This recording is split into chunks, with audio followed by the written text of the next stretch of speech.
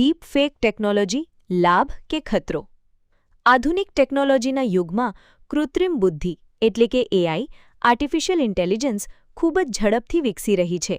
AI દ્વારા વિકસાવાયેલ એક મહત્વપૂર્ણ અને ચર્ચાસ્પદ સાધન છે ડીપ ફેક ટેકનોલોજી.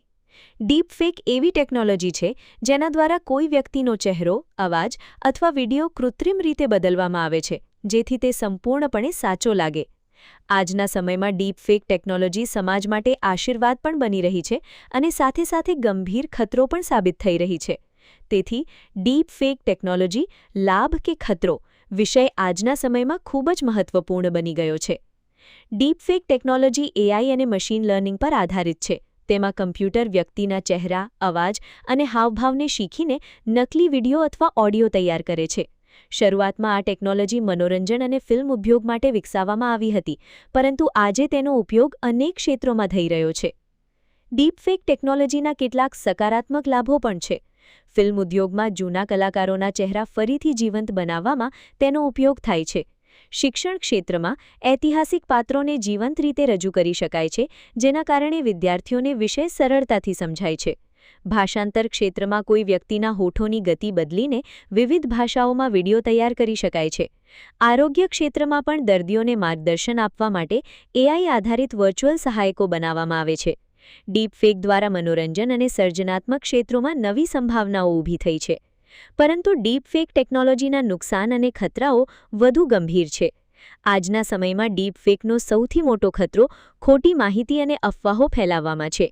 કોઈ રાજકીય નેતાનો નકલી વિડિયો બનાવીને સમાજમાં અશાંતિ ફેલાવી શકાય છે. ડીપફેક દ્વારા લોકોની પ્રતિષ્ઠા ખરાબ કરવી, બ્લેકમેલ કરવું અને ઠગાઈ કરવી સરળ બની ગઈ છે. ખાસ કરીને મહિલાઓ ડીપફેકનો સૌથી વધુ ભોગ બને છે. અનેક વખત મહિલાઓના ચહેરાનો ઉપયોગ કરીને અશ્લીલ વિડિયો બનાવવામાં આવે છે, જે માનસિક અને સામાજિક નુકસાન પહોંચાડે છે. સાયબર ક્રાઇમ ક્ષેત્રમાં પણ ડીપફેક મોટો ખતરો બની રહ્યો છે. એઆઈ આધારિત નકલી અવાજ દ્વારા લોકો સાથે છેતરપિંડી થઈ રહી છે.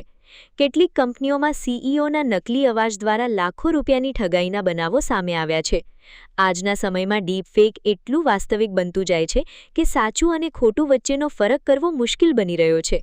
આ સ્થિતિ લોકશાહી, મીડિયા અને સમાજના વિશ્વાસ માટે જોખમરૂપ છે. ભારતમાં પણ ડીપફેક સંબંધિત ચિંતાઓ વધી રહી છે. 2026માં ભારત સરકારે એઆઈ અને ડીપફેક સામે નવા નિયમો લાગુ કર્યા છે, જેમાં એઆઈ દ્વારા બનાવાયેલ સામગ્રીને લેબલ કરવી, ખોટી સામગ્રી ઝડપથી દૂર કરવી અને સોશિયલ મીડિયા પ્લેટફોર્મ્સ માટે જવાબદારી નક્કી કરવી જેવા નિયમો શામેલ છે. ડીપફેકના ખતરાને રોકવા માટે સરકાર, ટેકનોલોજી કંપનીઓ અને સામાન્ય નાગરિકોએ સાથે મળીને કાર્ય કરવાની જરૂર છે. લોકોને ડિજિટલ જાગૃતિ આપવી જોઈએ, જેથી તેઓ ખોટી માહિતીથી બચી શકે. સોશિયલ મીડિયા પ્લેટફોર્મ્સે ડીપફેક શોધવા માટે મજબૂત એઆઈ સિસ્ટમ વિકસાવવી જોઈએ. કડક નિયમો અને ઝડપી કાર્યવાહી દ્વારા ડીપફેકના દુરુપયોગને રોકી શકાય છે. અંતમાં કહી શકાય કે ડીપફેક ટેકનોલોજી પોતે ખરાબ નથી, પરંતુ તેનો ઉપયોગ કેવી રીતે થાય છે તે મહત્વપૂર્ણ છે.